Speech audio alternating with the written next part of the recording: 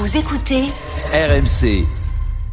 Le portrait du jour, Nicolas Poincaré, c'est le portrait d'Eric Adams, qui est favori pour devenir le prochain maire de New York. Oui, favori en tout cas pour remporter la primaire démocrate qui a eu lieu ce mardi. Et à New York, celui qui remporte cette primaire a toutes les chances de devenir ensuite le maire, puisque la ville est très majoritairement démocrate. Eric Adams a une histoire assez particulière, puisque enfant des quartiers noirs, né à Brooklyn d'un père boucher et d'une mère femme de ménage, il est arrêté à 15 ans avec son frère pour un délit qu'il avait vraiment commis, un délit d'intrusion dans un appartement. Il est conduit au commissariat et un policier blanc commence sérieusement à le frapper.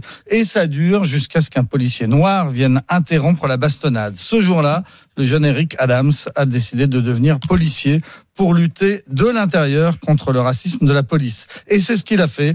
22 ans de carrière dans la police new-yorkaise avant de se reconvertir dans la politique locale.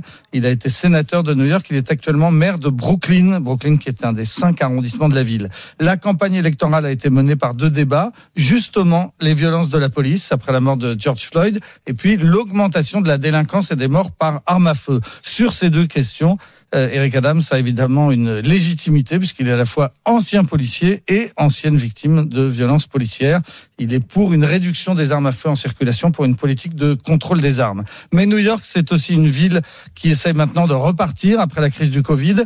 L'épidémie a fait 30 000 morts, 300 000 emplois ont été détruits, les plus riches ont quitté la ville, les touristes ne sont plus venus. Et pour convaincre qu'il sait faire face, Eric Adams raconte pendant la campagne que depuis le début de la crise, il travaille sans compter. Il a plus souvent dormi dans son bureau que chez lui. Son bureau qui lui sert donc de chambre à coucher, mais aussi de salle de gym, puisqu'il marche beaucoup sur un tapis en travaillant. Il essaye ainsi de soigner par le sport ses problèmes de diabète. S'il l'emporte, Eric Adams sera le 2e maire noir de New York après David Dinking dans les années 90.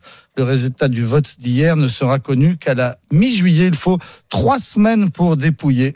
Ne me demandez pas pourquoi. Quand nous, on trouve quand nous, on trouve nos systèmes compliqués, en effet, il suffit de regarder le système américain pour se rassurer. Ah, c'est absolument incompréhensible, en fait, parce qu'on vote pour 5 candidats, on élimine le dernier, le deuxième repasse premier, enfin, me demandez pas. Et ça prend toujours un temps fou.